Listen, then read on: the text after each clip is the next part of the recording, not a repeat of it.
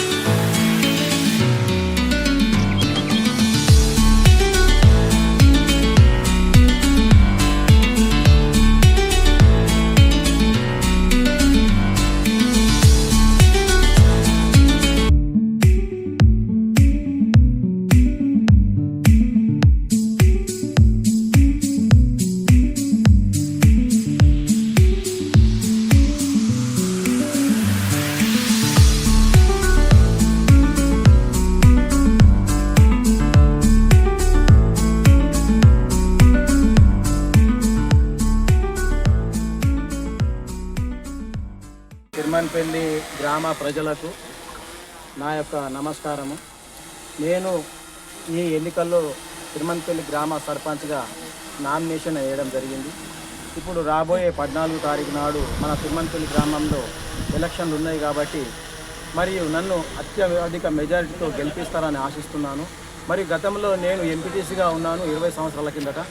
20 సంవత్సరాల నాడు నన్ను ఎంపీటీసీ గెలిపించిన నా తిరుమన్పల్లి గ్రామ ప్రజలకు నేను ఎంతో రుణపడి ఉన్నాను. మళ్ళీ నాకు సర్పంచ్గా పోటీ చేసే అవకాశము వచ్చింది కనుక ఈ తిరుమన్పల్లి గ్రామాన్ని తిరిగి అభివృద్ధి బాటలో నడపాలన్న ఉద్దేశంతో తిరిగి నేను నామినేషన్ వేయడం జరిగింది. ఉద్దేశం ఏమిటంటే, నేను కాంగ్రెస్ పార్టీ అధికారంలో ఉంది, నాకు మా ఎమ్మెల్యే గారి సహాయ సహకారాలు ఉన్నాయి. మా ఎమ్మెల్యే గారు బలపరిచినారు కాబట్టి నేను ఈరోజు సర్పంచ్గా నామినేషన్ వేయడం జరిగింది. నేను చేసిన అభివృద్ధి పనుల గురించి చెప్తే నేను సీసీ రోడ్లు వేయించడం జరిగింది, ఇంత గతంలో డ్రైనేజీలు కట్టేయడం జరిగింది. మరియు ఇప్పుడు ఎమ్మెల్యే గారు వచ్చిన తర్వాత ఈ గ్రామానికి నేను సబ్ స్టేషన్ని మంజూరు చేయించడం జరిగింది. సబ్ స్టేషన్ పని కూడా నడుస్తున్నది. మరియు నేను ఒక 15 లక్షలతో సీసీ రోడ్లు తేవడం జరిగింది. సీసీ రోడ్లు వేయించడం అయిపోయింది. మన స్కూల్కు కాంపౌండ్ వాల్ మంజూరు చేయించినాను. ఇందిరమ్మ ఇండ్లు ఈ మన మన మండలంలోనే అత్యధిక ఇండ్లు 42 ఇండ్లు మన తిరుమన్పల్లి గ్రామానికి మంజూరు చేయడం జరిగింది.